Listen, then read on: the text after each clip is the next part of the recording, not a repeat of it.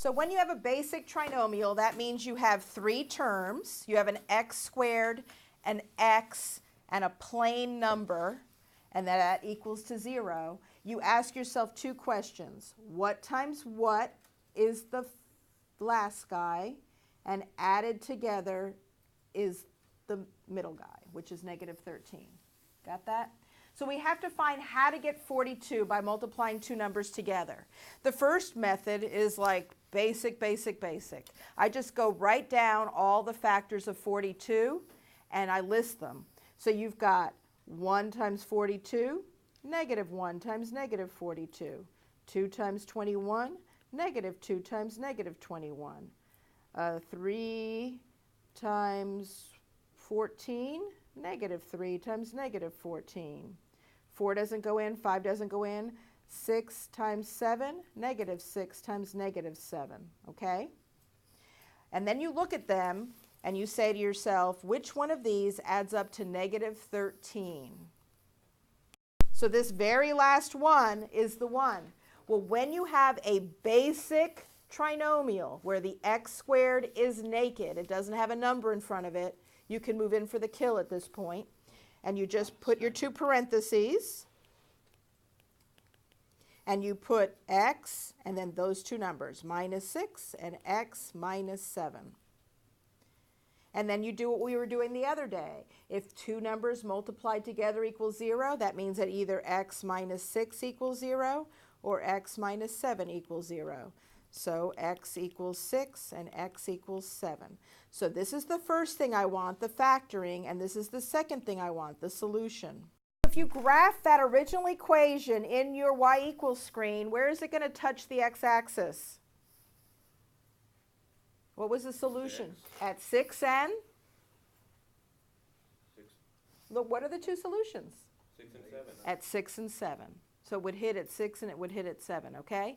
Now, here's another way to do it on your calculator. When you're looking for the two numbers, you put in your y equals screen. Everybody go to your y equals screen.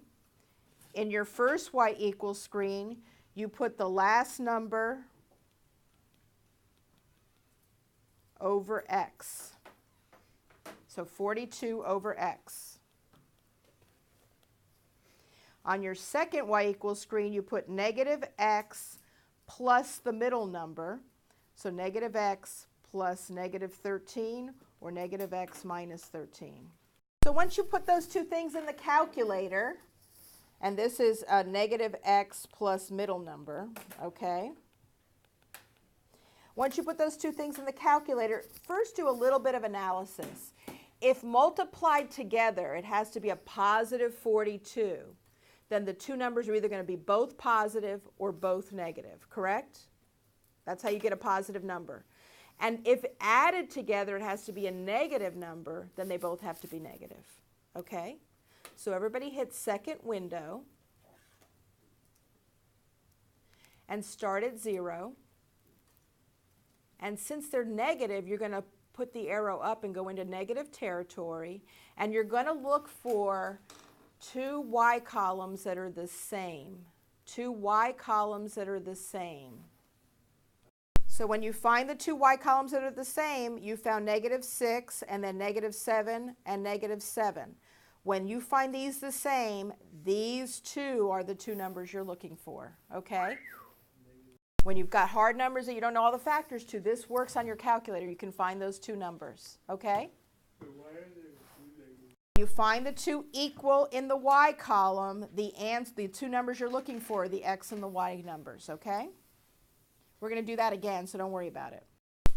So on your homework tonight, on occasion, you're going to have a non-naked x squared, which means there's going to be a number in front of the x squared, right?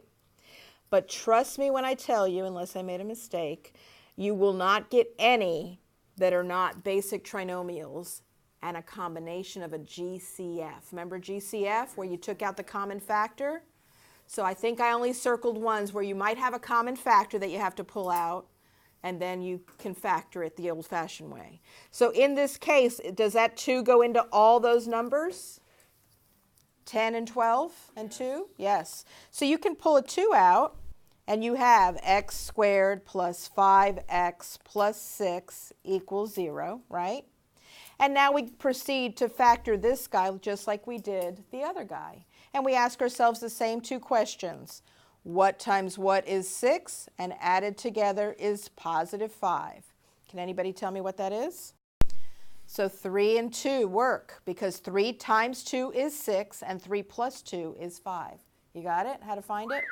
So now you factor that. So it's 2 and then it's x plus 3, x plus 2 equals 0.